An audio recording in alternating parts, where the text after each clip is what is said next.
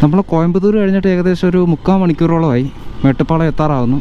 മേട്ടുപ്പാളയം കഴിഞ്ഞാൽ നേരെ ഊട്ടിയാണ്. ഊട്ടി എന്ന് പറഞ്ഞാൽ മുകളിലാണ്, ആ കാണുന്ന മലനിരകളിലേക്കാണ് നമ്മൾ ഓടിച്ച് കയറ്റാൻ പോകുന്നതിന്.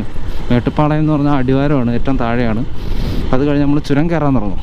ഇരുട്ട് വീഴായിരുന്നാൽ മതി, അതിന് മുമ്പിലത്തേക്ക് നമുക്കവിടെ എത്തണം. ഇനി വളരെ കുറച്ചും കൂടിയേ ഉള്ളൂ മേട്ടുപ്പാളയത്തിലേക്ക്.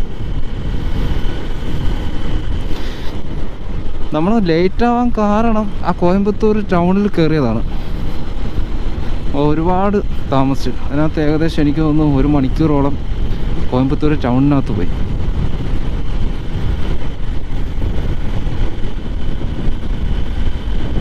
പിന്നെ കോയമ്പത്തൂർ ടൗൺ കഴിഞ്ഞ് പിന്നെ കുറേ ഓടി വന്നു കഴിഞ്ഞപ്പോഴത്തേക്കാണ് അത്യാവശ്യം ഇതേപോലത്തെ റോഡ് കിട്ടിയത്. അതുവരെയും ടൈറ്റായിരുന്നു, ഭയങ്കര ടൈറ്റായിപ്പോയി. നമുക്ക് കണ്ടിന്യൂസ് ഒരു സ്പീഡ് നിർത്തി വരാൻ പറ്റിയില്ല.